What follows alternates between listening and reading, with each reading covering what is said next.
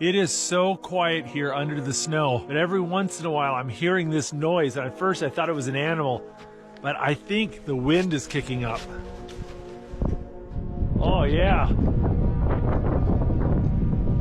We got a good 15-20 mile per hour wind whipping through the mountains here. You can't tell the wind's blowing at all when you get down here in the shelter.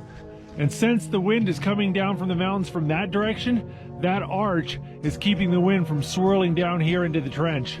That's the big advantage of these snow shelters. They keep you out of the wind, but you gotta build them correctly. That's why you never want the entrance to your snow cave and the entrance to your shelter pointing in the same direction. You never want to give the wind a straight shot into your sleeping area. The other advantage of these snow caves is that if you build them right, they're always about 15 to 20 degrees Fahrenheit. Now that's not warm, but if it's 0 degrees out or -20, it's a big deal. Another trick is you want to make sure the bed is always at least 12 inches above the floor of the trench. Sometimes the cold air will kind of collect in the bottom of the trench, and you don't want your sleeping bag to be the lowest point in the shelter. See if I can get into my bag without getting myself all snowy. Makes a big difference if you make your shelter big enough so that you don't have to crawl on your hands and knees.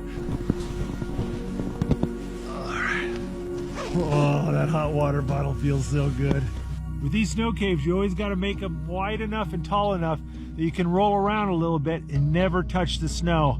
If even a small part of you rubs up against the snow in the night, it's going to be so cold. Look at that. We got some serious snow in the shelter. Oh. Oh. Oh. Oh, my gloves are so frozen. Yep, those are frozen solid. My stove is under here. There's like 6-8 inches of snow in the bottom of my shelter. Oh my goodness. Holy mackerel.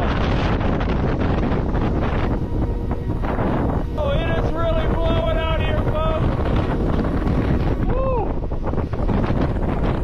Look at that, the wall is completely buried.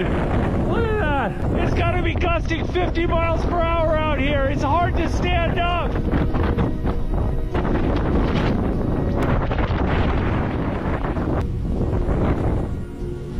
can barely see my stairs.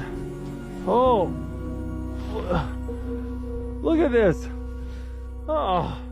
Well, looks like I got some digging to do if I want to make breakfast.